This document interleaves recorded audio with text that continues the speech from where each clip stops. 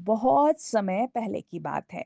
लंका का राजा रावण अपने ज्ञान तप और बल के कारण पूरे ब्रह्मांड में प्रसिद्ध था। उसे इस बात का इतना घमंड था कि तीनों लोकों में उससे ज्यादा शक्तिशाली कोई भी नहीं है।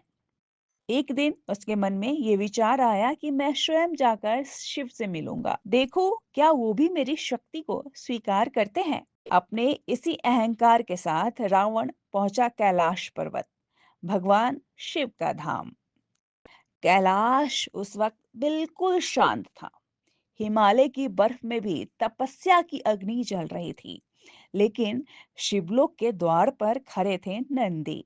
रावण ने ऊंचे स्वर में कहा, मैं लंका का राजा रावण हूं, महादेव से मिलने आया हूं, हट जा। नंदी ने शांत स्वर में कहा, महादेव से मिलने का मार्ग बल या अहंकार नहीं है, विनम्रता और भक्ति से जो है ये द्वार खुलता है।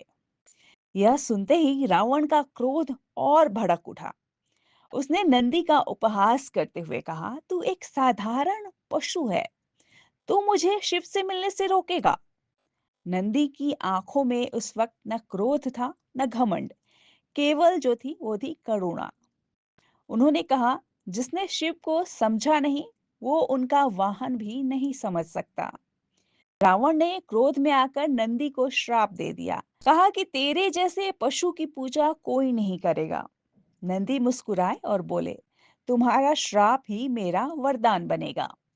फिर नंदी ने रावण को श्राप दिया, कहा जिस अहंकार के कारण तू शिव को भूल रहे हो वही अहंकार तुम्हारे विनाश का कारण बनेगा।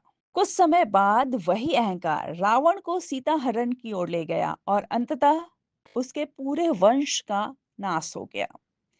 तभी शिव प्रकट हुए और बोले, नंदी ने द्वार नहीं रोका था, उन्होंने अहंकार को रोका था।